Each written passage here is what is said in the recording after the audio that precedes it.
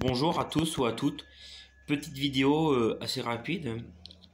Actuellement, je suis en plein lecture de livres de 1870 pendant la guerre franco-prussienne et je lis plutôt des livres ou des courriers ou des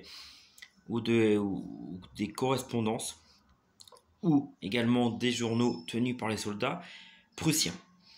J'ai lu énormément de livres sur 1810 côté français, la défense héroïque de Châteaudun, Loigny, etc. Mais là, c'est un peu plus intéressant car le point de vue vu par les Prussiens est complètement différent que vu par les Français, notamment dans le livre que je vous conseille de lire, que je relis une deuxième fois, donc dans celui-là. C'est très intéressant parce que le sous-officier Fritz Fischer, qui a fait la campagne d'Orléans, Vendôme, Le Mans, enfin toute cette zone-là, nous explique clairement donc ce journal-là a été traduit pour la première fois en français, car il n'a jamais été traduit. Il nous explique clairement que l'armée du Loir n'a pas forcément défendu. Je vais rentrer en détail. Il nous explique que par exemple, aux alentours d'Orléans, l'armée du Loir ont reculé. Face à l'avancée prussienne ou bien ont abandonné dans la ville d'Orléans des vêtements, des armes, des canons même. Pourquoi est-ce que c'était des ordres ou non? Je ne peux pas savoir. Il nous explique clairement que les Français ont également laissé derrière eux énormément de ravitaillement, nourriture, eau, etc. Et que la population, beaucoup de Français ont accueilli l'armée prussienne chez eux, dans les fermes, pour les loger, pour les nourrir. Malgré les vols, malgré les pillages, il y a eu quand même des Français qui ont permis et ont aidé le soldat prussien. Vu comme ça, c'est pas très glorieux. C'est vraiment une guerre assez particulière. 1870.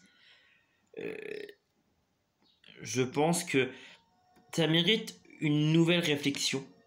Surtout que 154 ans plus tard, le tabou prussien il est encore là en France.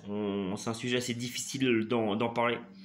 Alors qu'on parle bien des Allemands Première Guerre mondiale ou les Allemands Seconde Guerre mondiale avec la SS, les camps de concentration, etc. Moi, je pense qu'on devrait parler un peu plus longuement de cette guerre franco-prussienne. Ça mérite une réflexion. D'autant plus, vu par les Prussiens, c'est d'autant plus intéressant car on peut s'en rendre compte que le commandement français ont commis des erreurs qui vont nous coûter cher, à nous l'armée française ou à l'armée du Loir ou autre. C'est dommage parce que comme Fischer nous raconte dans son journal, il y a des endroits où l'armée française ont préféré reculer au lieu d'attaquer les Prussiens, ou vice versa, où les Prussiens auraient pu attaquer les Français, ils ne l'ont pas fait. Dans certaines situations, on voit très bien dans le livre que les soldats français ont fait des prisonniers, des sentinelles ou des officiers prussiens après avoir interrogé pendant 48 heures. Ils étaient relâchés. Donc voilà, c'est des situations comme ça qui font que on aurait pu causer beaucoup plus de dommages à l'armée prussienne, mais on ne l'a pas fait. Je reviendrai pour faire une autre vidéo sur 1870, côté prussien. Bonne journée.